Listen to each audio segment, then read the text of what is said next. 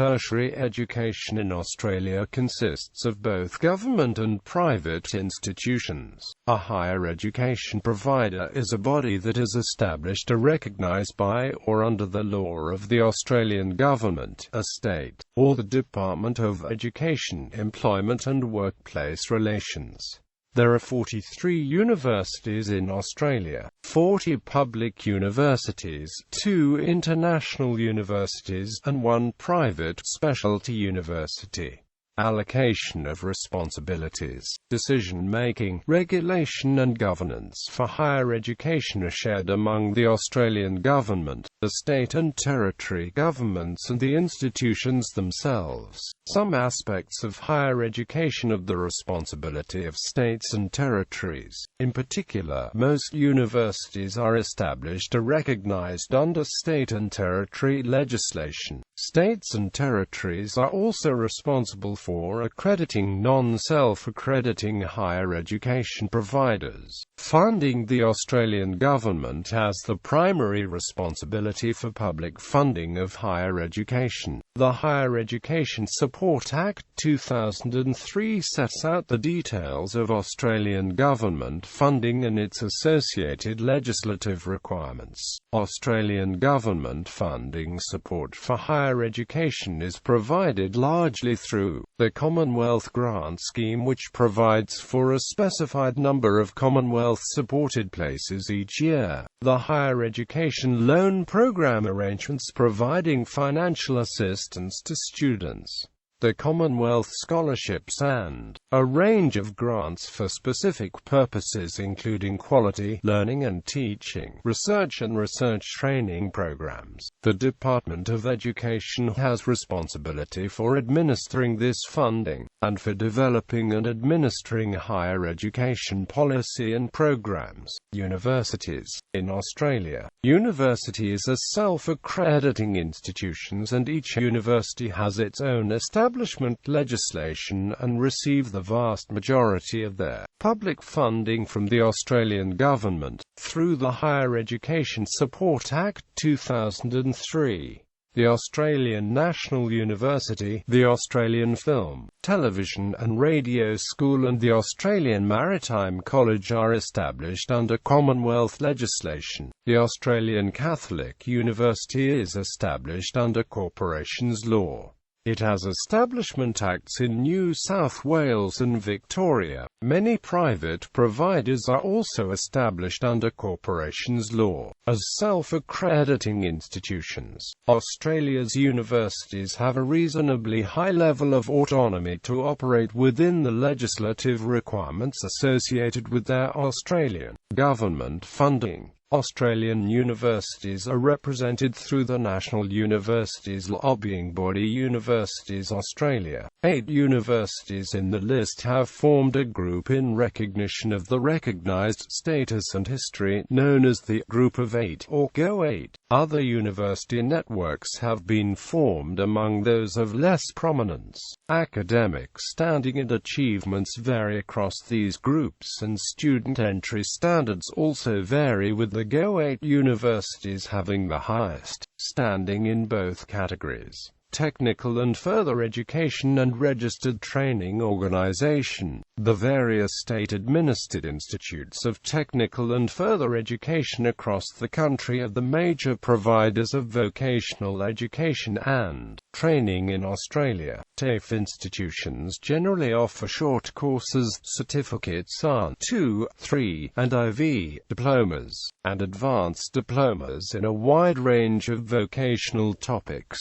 They also sometimes offer higher education courses, especially in Victoria. In addition to TAFE institutes, there are many registered training organisations which are privately operated. In Victoria alone there are approximately 1,100.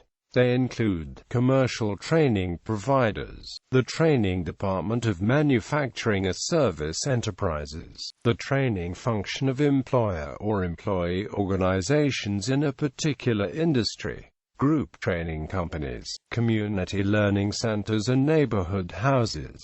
secondary colleges providing VET programs. In size, these RTOs vary from single-person operations delivering training and assessment in a narrow specialization, to large organizations offering a wide range of programs. Many of them receive government funding to deliver programs to apprentices or trainees to disadvantaged groups, or in fields which governments see as priority areas. VET programs delivered by TAFE institutes and private RTOs are based on nationally registered qualifications, derived from either endorsed sets of competency standards known as training packages, or from courses accredited by state, territory government authorities. These qualifications are regularly reviewed and updated. In specialized areas where no publicly owned qualifications exist, an RTO may develop its own course and have it accredited as a privately owned program, subject to the same rules as those that are publicly owned. All trainers and assessors delivering VET programs are required to hold a qualification known as the Certificate IV in Training and Assessment, or the more current TA 40110, or demonstrate equivalent competency. They are also required to have relevant vocational competencies, at least to the level being delivered or assessed. All TAFE institutes and private RTOs are required to maintain compliance with a set of national standards called the Australian Quality Training Framework, and this compliance is monitored by regular internal and external audits. Classification of tertiary qualifications. In Australia, the classification of tertiary qualifications is governed in part by the Australian Qualifications Framework, which attempts to integrate into a single classification all levels of tertiary education, from trade certificates to higher doctorates. However, as Australian universities largely regulate their own courses, the primary usage of AQF is for vocational education. In recent years there have been some informal moves towards standardization between higher education institutions. History. To World War II. The first university established in Australia was the University of Sydney in 1850, followed in 1853 by the University of Melbourne. Prior to Federation in 1901, two more universities were established, the University of Adelaide and the University of Tasmania. At the time of Federation, Australia's population was 3,788,100 and there were fewer than 2,652 university students. Two other universities were established soon after Federation, the University of Queensland and the University of Western Australia. All of these universities were controlled by state governments and were largely modelled on the traditional British university system and adopted both architectural and educational features in line with the strongly influential mother country.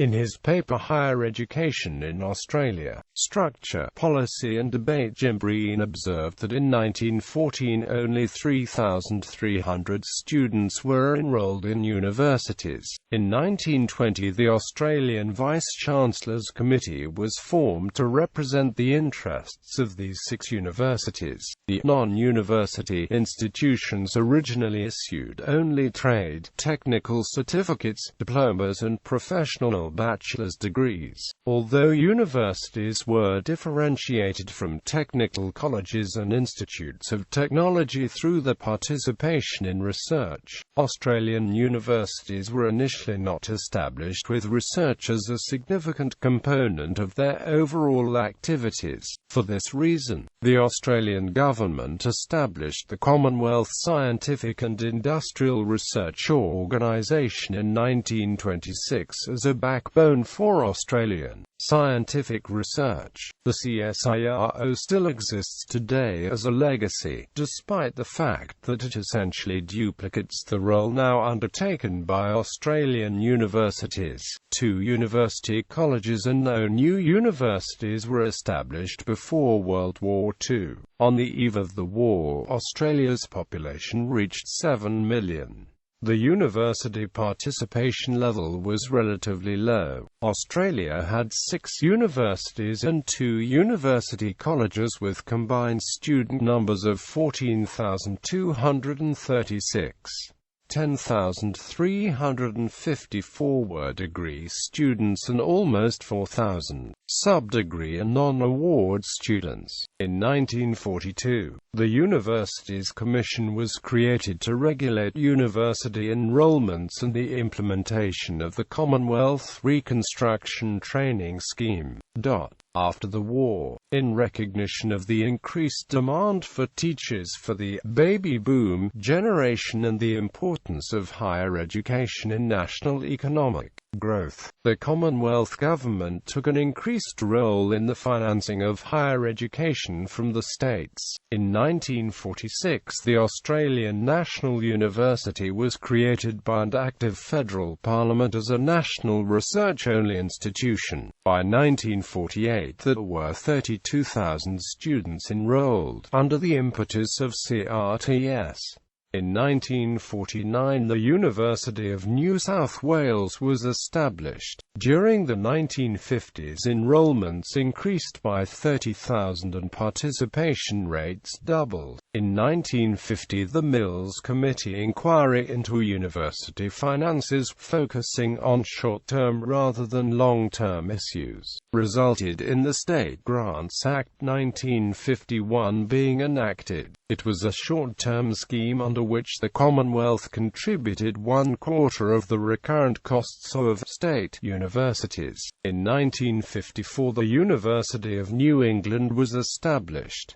In that year, Robert Menzies established the Committee on Australian Universities. The Murray Committee inquiry of 1957 found that financial stringency was the root cause of the shortcomings across universities: short staffing, poor infrastructure, high failure rates, weak honours and postgraduate schools. It also accepted the financial recommendations in full, which led to increased funds to the sector and establishment of Australian Universities Commission and the conclusion that the Commonwealth government should accept greater responsibility for the states' universities.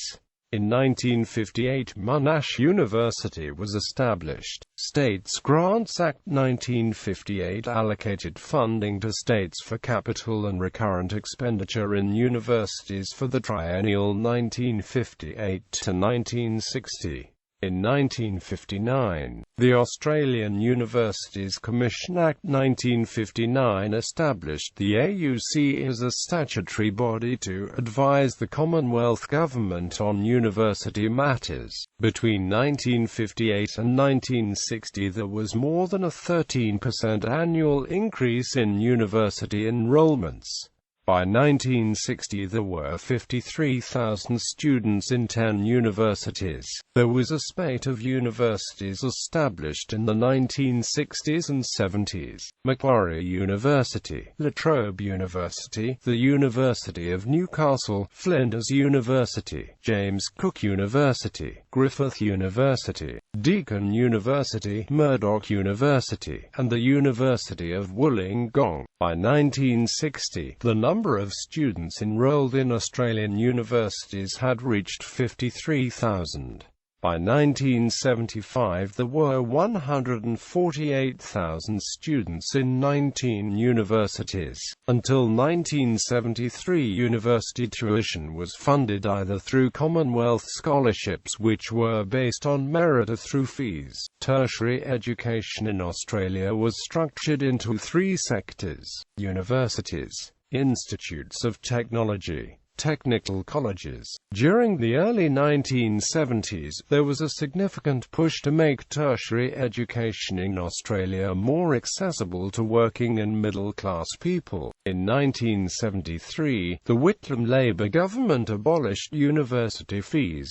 This increased the university participation rate. In 1974, the Commonwealth assumed full responsibility for funding higher education and established the Commonwealth Tertiary Education Commission, which had an advisory role and responsibility for allocating government funding among universities. However, in 1975, in the context of federal political crisis and economic recession, triennial funding of universities was suspended. Demand remained, with growth directed to CAs and state-controlled TAFE colleges. 1980s. By the mid-1980s, it became the consensus of both major parties that the concept of free tertiary education in Australia was untenable due to the increasing participation rate. Ironically, a subsequent Labour government was responsible for gradually reintroducing fees for university study. In a relatively innovative move, the method by which fees were reintroduced proved to be a system accepted by both federal political parties and consequently is still in place today. The system is known as the Higher Education Contribution Scheme and enables students to defer payment of fees until after they commence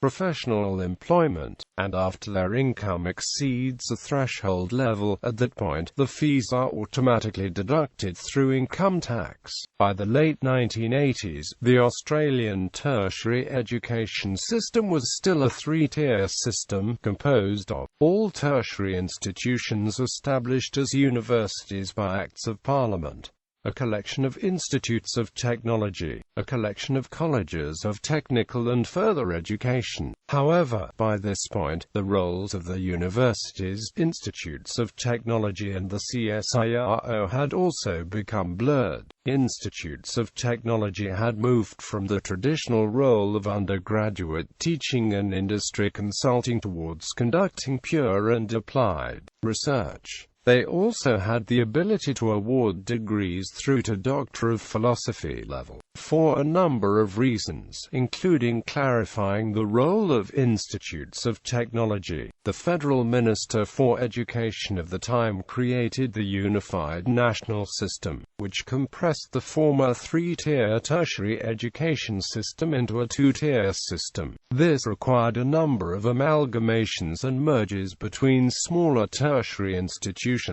and the option for institutes of technology to become universities. As a result of these reforms, institutes of technology disappeared and were replaced by a collection of new universities. By the early 1990s, the two-tier tertiary education was in place in Australia: university education and technical and further education. By the early years of the new millennium, even TAFE colleges were permitted to offer degrees up to bachelor's level. The 1980s also saw the establishment of Australia's first private university, Bond University, founded by businessman Alan Bond. This Gold Coast institution was granted its university status by the Queensland government in 1987.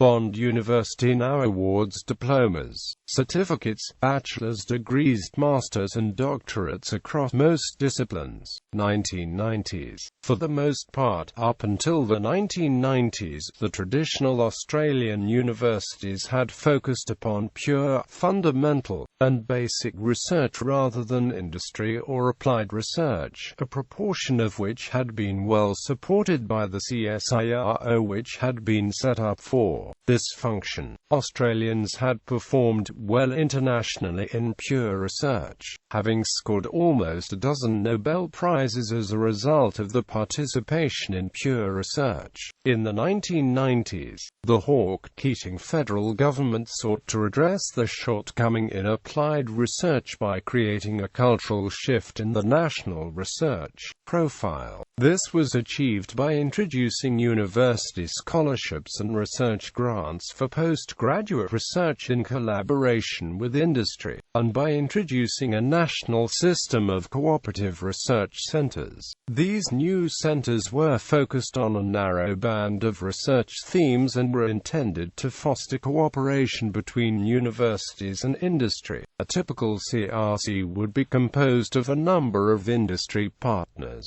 university partners, and CSIRO. Each CRC would be funded by the federal government for an initial period of several years. The total budget of a CRC, composed of the federal government monies combined with industry and university funds, was used to fund industry-driven projects with a high potential for commercialization. It was perceived that this would lead to CRCs becoming self-sustaining entities in the long term, although this has not eventuated. Most Australian universities have some involvement as partners in CRCs, and CSIRO is also significantly represented across the spectrum of these centers. This has led to a further blurring of the role of CSIRO and how it fits in with research in Australian universities. 2000s. The transition from a three-tier tertiary education system to a two-tier system was not altogether successful. By 2006, it became apparent that the long-term problem for the unified national system was that newer universities could not build up critical mass in their nominated research areas. At the same time, their increase in research level deprived traditional universities of high-caliber research-oriented academics. These issues were highlighted by the Melbourne Institute of Applied Economic and Social Research in 2006.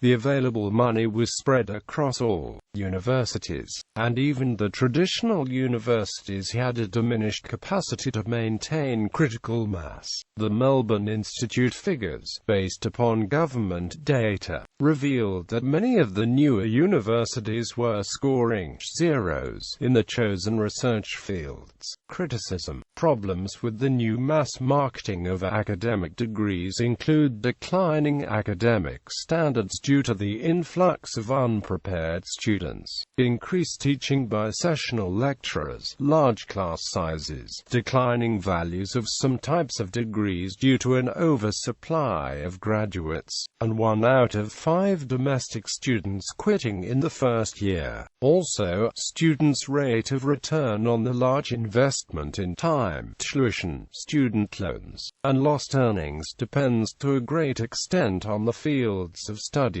On average, graduates in medicine, the STEM subjects, and business administration could expect to earn the most, while graduates in the humanities and the fine arts could expect to earn the least. Governance. With a larger proportion of university turnover derived from non-government funds, the role of university vice-chancellors moved from one of academic administration to strategic management. However, university governance structures remained largely unchanged from the 19th century origins. All Australian universities have a governance system composed of a vice-chancellor, chancellor, and university council. However, unlike a corporate entity board, the university council members have neither financial nor vested specific interests in the performance of the organisation. Melbourne University private venture. The late 1990s and early years of the new millennium therefore witnessed a collection of financial, managerial and academic failures across the university system, the most notable of these being the Melbourne University private venture, which saw hundreds of millions of dollars invested in non-productive assets, in search of a Harvard-style private university that never delivered on planned outcomes. This was detailed in a book written by former Victorian State Premier John Cain and co-author John Hewitt, who explored problems with governance at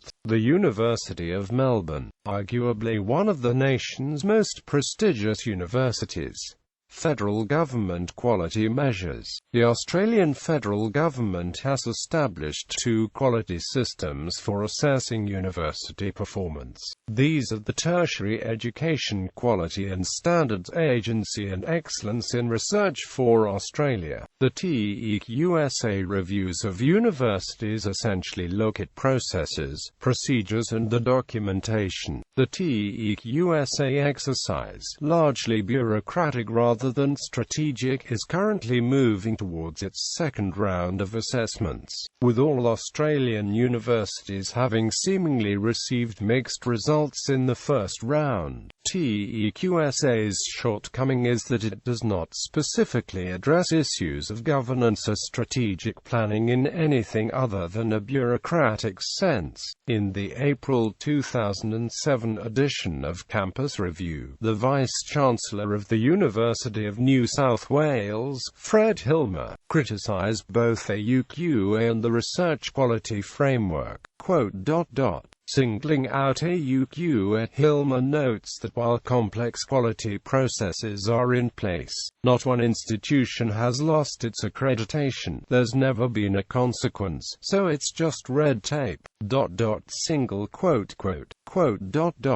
The RQF is not a good thing. It's an expensive way to measure something that could be measured relatively simply. If we wanted to add impacts as one of the factors, then let's add impact. That can be achieved simply without having to go through what looks like a $90 million exercise with huge implementation issues. The RQF was modeled on the British Research Assessment Exercise System, and was intended to assess the quality and impact of research undertaken at universities through panel-based evaluation of individual research groups within university disciplines. Its objective was to provide government, industry, business and the wider community with an assurance that research quality within Australian universities had been rigorously assessed against international standards. Assessment was expected to allow research groups to be benchmarked against national and international standards across discipline areas. If successfully implemented, this would have been a departure from the Australian government's traditional approach to measuring research performance exclusively through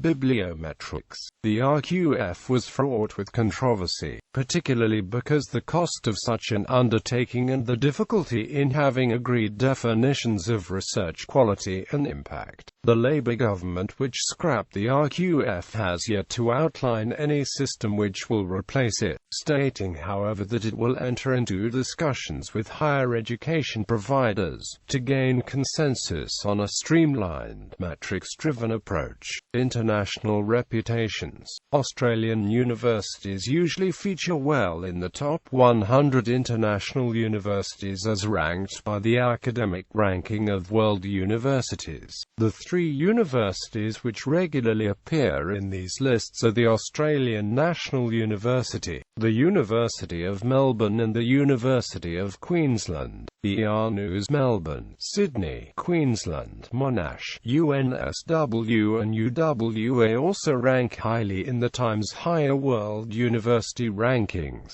which are more Anglo-centric in their composition. In 2011-2012, 7 Australian universities were ranked amongst the world's top 200.